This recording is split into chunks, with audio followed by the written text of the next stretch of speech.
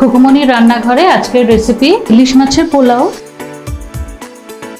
এর জন্য লাগবে গোবিন্দভোগ চাল। এখানে 500 গ্রাম গোবিন্দভোগ চাল আছে। চালটা ধুয়ে জল ঝরিয়ে রাখা। যেহেতু এটা ইলিশ মাছের পোলাও তাই ইলিশ মাছ লাগবে। তার জন্য পেঁয়াজ বাটা, গোটা গরম মশলা আর কাঁচা লঙ্কা লাগবে, স্বাদ মতো চিনি, স্বাদ মতো নুন, কাজু কিশমিশ লাগবে, গুঁড়ো হলুদ, কাশ্মীরি লাল মির্চ, ধনে গুঁড়ো লাগবে, রসুন বাটা আর আদা বাটা লাগবে, সর্ষের তেল লাগবে, পরিমাণ মতো ঘি লাগবে, নারকেলের দুধ লাগবে। আমি এখানে কিছু জাফরান ভিজিয়েছি নারকেলের দুধে। জাফরান লাগবে, বেরেস্তা লাগবে। প্রথমে আমি এখানে দেব সর্ষের তেল।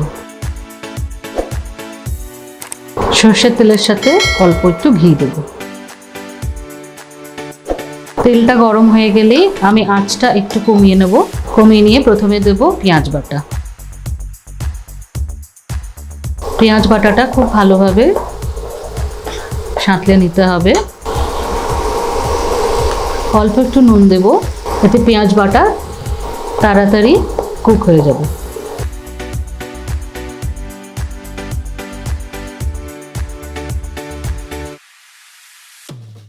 পেঁয়াজ বাটাটা একটু লালচে হয়ে গেলে এর মধ্যে দিতে হবে আদা বাটা আর দিতে হবে রসুন বাটা। দিয়ে ভালো করে নেড়ে নিয়ে আদা রসুনের কাঁচা গন্ধটাকে বার করে নিতে হবে। আদা রসুন বাটার কাঁচা গন্ধটা বেরিয়ে গেলে এখানে দিতে হবে তারপরে পরিমাণ মতো ধনে গুঁড়ো, দুটো কাঁচা লঙ্কা দিয়ে দিতে হবে। সব মোটামুটি ভাজা হয়ে গেলে অল্প একটু জল দিয়ে দিতে হবে। দিয়ে দিতে হবে আন্দাজ মতো হলুদ, আন্দাজ মতো কাশ্মীরি লাল মির্চ পাউডার। এটা ততক্ষণই নাড়বেন যতক্ষণ গুঁড়ো মশলার কাঁচা গন্ধটা বেরিয়ে যাচ্ছে।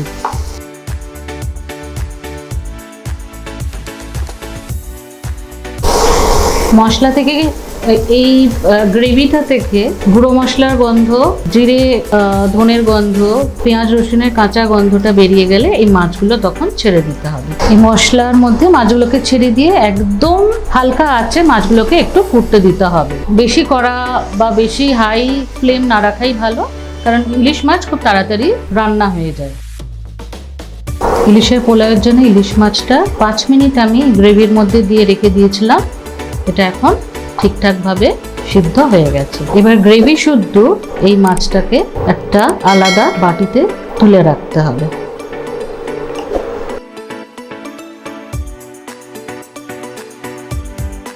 এবার বাদবাকি যে গ্রেভিটা কড়াইতে আমি রেখে দিয়েছি এখানে দিয়ে দেবো গোটা গরম মশলা। গোটা গরম মশলার মধ্যে আমি নিয়েছি দারচিনি, তেজপাতা, লবঙ্গ, ছোট এলাচ 4টে আর 10-12টা গোটা গোলমরিচ দিয়ে এটা দিয়ে গ্রেভিটাকে ভালো করে নাড়তে হবে। গোটা গরম মশলাটা যখন এখানে নাড়বো পেঁয়াজ রসুন আদা বাটার সাথে, তখন যখন গোটা গরম মশলার গন্ধটা ছাড়বে তখন চালটা দিয়ে দিতে হবে। দিয়ে চালটা খুব ভালো করে ভাজতে হবে।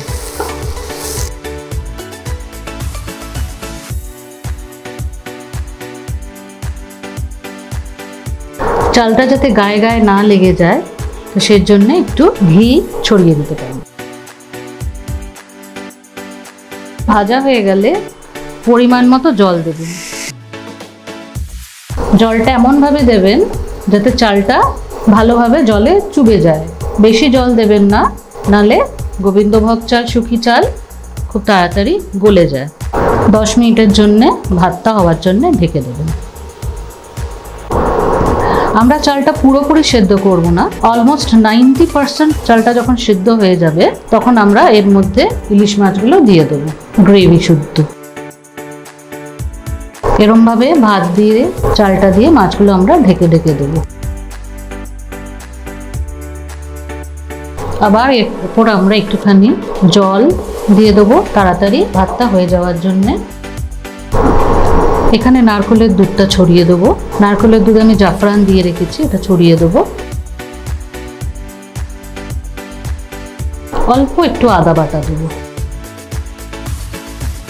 যেহেতু এটা ইলিশ মাছের পোলাও তাই ঘিটা একটু পর্যাপ্ত পরিমাণে দিতে হবে। কাজু কিশমিশগুলো ছড়িয়ে দেবো। আমি কাজু কিশমিশ প্রথমে ঘিতে ভাজি না, আমি জলে ভিজিয়ে নরম করে নিয়ে লাস্টে ছড়িয়ে দিই সবসময়। আর যে বেরেস্তা বানিয়ে রেখেছিলাম সেই বেরেস্তাটা ছড়িয়ে দেবো।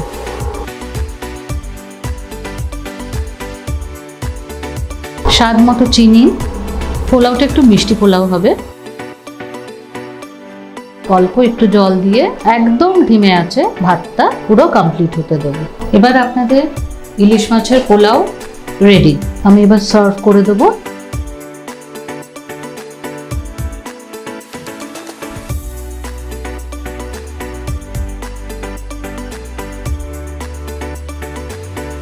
এই ইলিশ মাছের পোলাও রেডি এখন। এটা শুধু শুধু এমনিও খাওয়া যায়, এর সাথে ইলিশ মাছের কোরমা, দই ইলিশ, এই রেসিপিগুলো খুব ভালো চলে।